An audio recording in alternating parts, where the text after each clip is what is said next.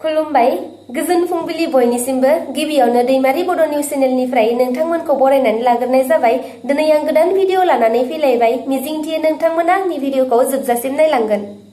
कंग्रेस दोलोनि दैदेनगिरि राहुल गान्धीनि दैदेननाय भारत जोड़ो न्याय यात्राया आसामाव 25 जानुवारि खालारसिम थागोन, जेराव बिथांनि दैदेननाय कंग्रेस दोलोनि दैदेनगिरि आरो मददगिरिफोरा गासै आसामनि मोन 17 जिल्लाफोराव न्याय यात्राखौ फारियै लालांगासिनो दं।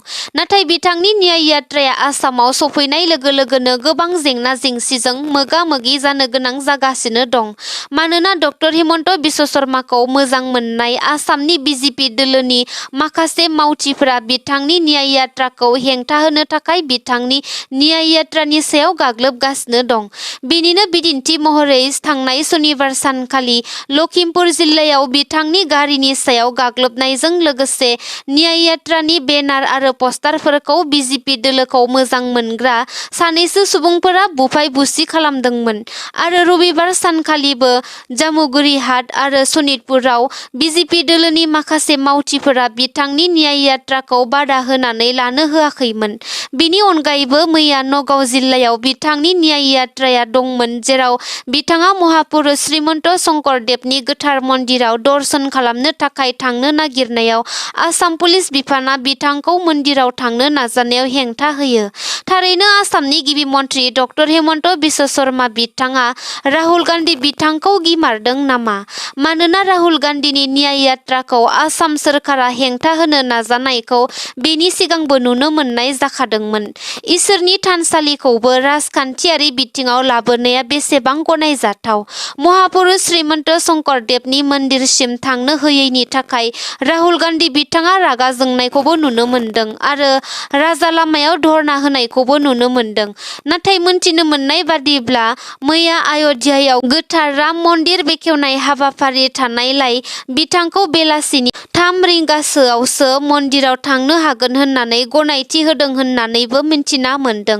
बेफोरबादि जाथायखौ लानानै शिबसागरनि एमएलए अखिल गगৈ बिथाङा हिमन्त बिश्व शर्मा बिथांखौ सासे क्रुर हिटलारजों रुजुदों आरो गोबां बायदिसिना बाथ्रा बुंनानै सोंखारिदों। मैयानि 22 जानुवारियाव उत्तर प्रदेश रायजोनि अय'ध्यायाव गोथार राम मन्दिरनि बेखेवनाय हाबाफारिया गोजोनै जानानै थाङो। गोथार राम मन्दिरखौ हादोरनि गाहाय मन्त्रि नरेन्द्र मदि बिथाङा मैया बेखेवनानै होयो। बे गोथार राम मन्दिर बेखेवनाय हाबाफारियाव भारतनि गोबां बिजनेसमेन आरो सेलेब्रिटिफोरा बाहागो लानायखौ नुनो मोन्दोंमोन। हादोरनि धोनिसिन सुबुं मुकेश आम्बानी आरो बिथांनि नखरनि गासैबो सोद्रोमाफोर, रतन टाटा, आडानी बायदि गिदिर टाइकुन बिजनेसमेनफोरा बाहागो लानायजों लोगोसे अमिताभ बच्चन आरो बिथांनि फेमिलि, जेकी श्रफ, रजनीकान्त, रणबीर कापुर, आलिया भट्ट, कंगना रानावत, कैटरीना कैफ, विवेक ओबरय, सोनू निगम, कैलाश खेर, सचिन तेंदुलकर आरो गोबां सेलेब्रिटिफोरा मैयानि गोथार राम मन्दिर बेखेवनाय हाबाफारियाव बाहागो लादोंमोन। मैयानि गोथार राम मन्दिर बेखेवनाय हाबाफारिजों लोब्बा लाखिनानै आसामनि दाब दाब ओनसोलफोराव श्री रामनि मुङै रंजानाय आरो बरायनायखौ नुनो मोन्दों। मोनथिनो मोननाय बादिब्ला दिनैनिफ्राय सरासनस्रा राइजोफोरनि थाखाय राम मन्दिरखौ खुलिनानै होनाय जासिगोन। नोंथांमोना इसोर रामनि दर्शन खालामनोब्ला दिनैनिफ्रायनो थाइसेबो रां होआब्लानो दर्शन खालामनो हासिगोन।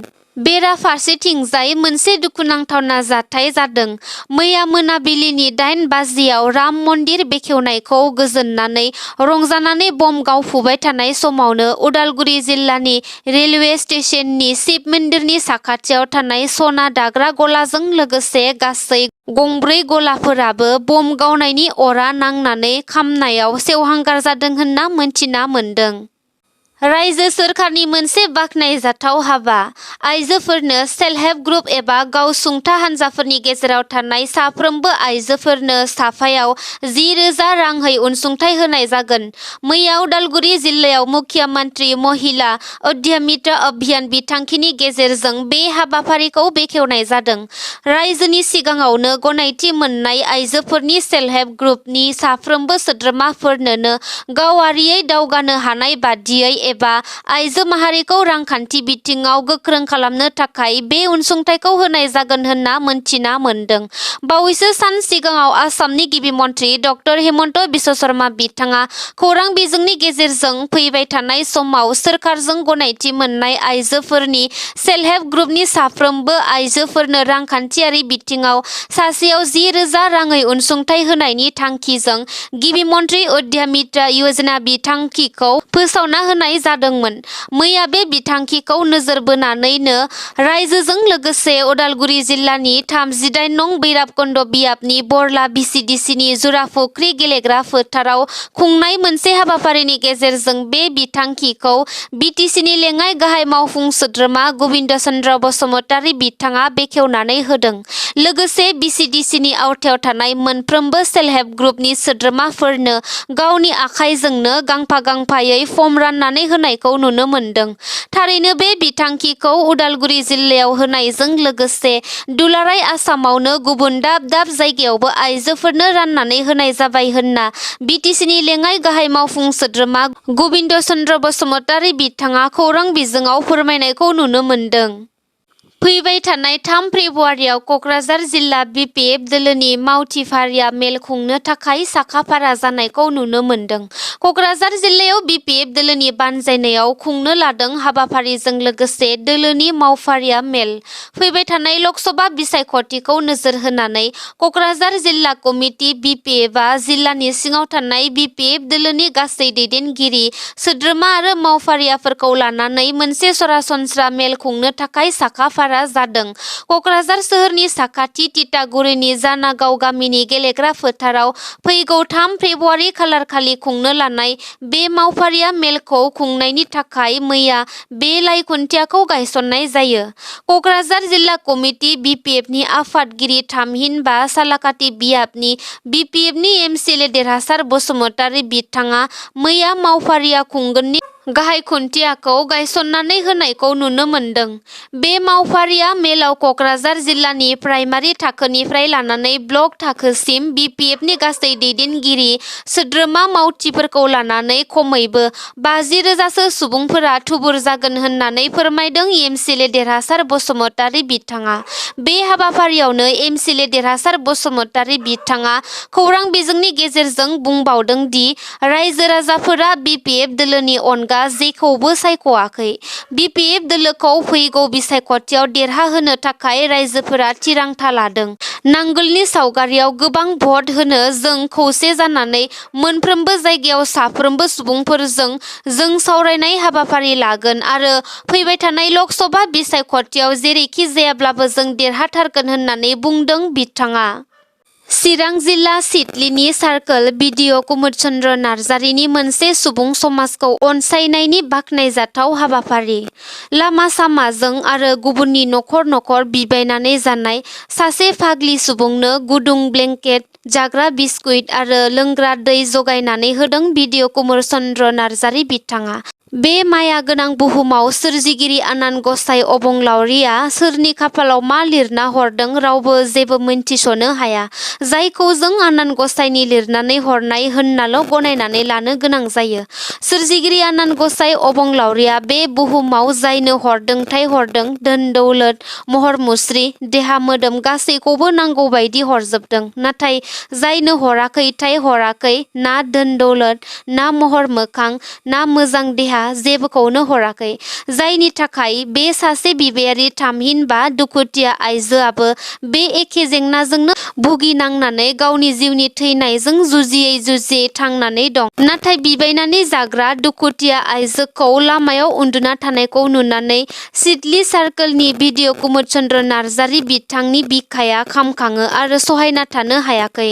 अननाय गोरबोजों दुखुथिया आइजोनो गोजां बोथोरनि गुसु गोजांनायनिफ्राय रैखा मोननो गांसे गुदुं ब्लेंकेट, जाग्रा आदार आरो लोंग्रा दै जगायना होनानै मोनसे बाख्नायजाथाव हाबा मावदों बिथां BDO कुमुद चन्द्र नार्जारिया। थारैनो बिथां बादि सुबुं समाजखौ अनफावरि सुबुंफोरा दिनैसिमबो जोबनानै थाङाखै बेनो मोनसे बिदिन्थि। बाक्सा जिल्लानि सदर मुसलपुर बाथौफुरिनि केन्द्रीय बाथौ फुजा मेलाया देग्लाय 57थि बोसोराव आगान होबाय आरो बेनिनो सनाथि फोरबो खुंनो थियारि जागासिनो दंमोन। मागो दाननिनो नैथि मंगलबार थामहिनबा दिनैनि साननिफ्रायनो 12 साननि बायदि बायदि गाब गोनां खालामनानै मेहेर गोनां हाबाफारि खुंनो गोनां केन्द्रीय बाथौ फुजानि सनाथि मायथाइजों लोब्बा लानानै गासै 1000 बर' सिख्लाफोरनि समायना रमायना बागुरुम्बा मोसानाय दिन्थिफुंनो थाखाय सिगांनिफ्रायनो लाहार फाहार खालामबोनाय जादों होनना मिन्थिना मोन्दों। बे 12 साननि हाबाफारियावनो बलिउडनि देंखोगिरि जिली कायितामिन, अजय सेत्री, 2023 मायथाइनि सारेगामापानि देरहासार जानो हागिरि आलबार्ट काब' लेप्चा, बर'नि मुंदांखा गागि देंखोगिरिफोर सुलेखा बसुमतारी, बिग्राय ब्रह्म बिथांमोनजों लोगोसेनो आथिखालनि जाखांफुनाय माखासे देंखोगिरिफोरा सानफ्रोमबोनि हारिमु बिलिफां समाव बाहागो लागोन। बेनि अनगायैबो हारिमु दिन्थिफुंनाय एबा दोरोङारि जि जोम बायदि मुवा बेसाद बायनाय फाननायनि एक्सप', गुबुन गुबुन रोखोमनि जानाय आदार दिन्थिफुंनाय आरो हेलिकप्टार गाखोनायनिबो खाबु होनाय थागोन होननाबो मिन्थिना मोन्दों। बे हाबाफारियावनो आसामनि गिबि मन्त्रि डक्टर हिमन्त बिश्व शर्मा, बिटिआरनि चीफ प्रमद बर', बिटिसिनि बारग' गाहाय दैदेनगिरि हाग्रामा महिलारी बिथांमोनजों लोगोसेनो गुबुन गुबुन दैदेनगिरि बिथांमोनाबो बाहागो लागोनखौ मिन्थिना मोन्दों। पुलिस बिफाननि मोनसे जाफुंसारनाय। गसाइगाव महकुमानि सिङाव थानाय सिमुलटाफु पुलिसनि गोख्रों सिग्रोमनायाव जब्द खालामनानै मैया फुंनि 5 रिंगासो समाव श्रीरामपुर होननाय जायगायाव गंसे मैगं थाइगं रोगाग्रा गारिनिफ्राय पुलिस हानजाया जब्द खालामनानै गासै मास्नि मोसौखौ लाबोखोमाबाय थानाय समावनो हमनो हादों। पुलिस बिफाना मिथिहोनाय बादिब्ला UK 18CA 7350 बे अनजिमानि गंसे बोलेर' पिकआप गारियाव मैगं थाइगं लाबोनायजों लोगोसेनो गासै मास्नि मोसौखौ सिखावै सोनाब बंगनिफ्राय आसाम फारसे लाबोखोमागासिनो दंमोन होनना पुलिसा मिथिहोदों। मोनथिहोबावनाय बादिब्ला मैगं लाबोबाय थानाय गारिखौ सिमुलटाफुनि पुलिस हानजाया गारिखौ लाखिनो थोननायाव गारिखौ लाखिनानै गारि ड्राइभारा खारखोमालांनो हायो होनना मिथिना मोन्दों। उनाव सिमुलटाफु पुलिस आउटपस्टआव गारिखौ लाबोनानै दा बे जाथायजों लोब्बा थानाय सुबुंखौ नायबिजिरनो आरो हमनो थाखाय पुलिसनि हानजाया गोख्रोङै संदानगासिनो दं होनना मिन्थिना मोन्दों। नोंथांमोना आंनि भिडिअखौ जोबजासिम नायबायब्ला अन्नानै लाइक, शेयार, कमेन्ट आरो साबस्क्राइब खालामनानै होदो। एसेनोसै, गोजोन्थों।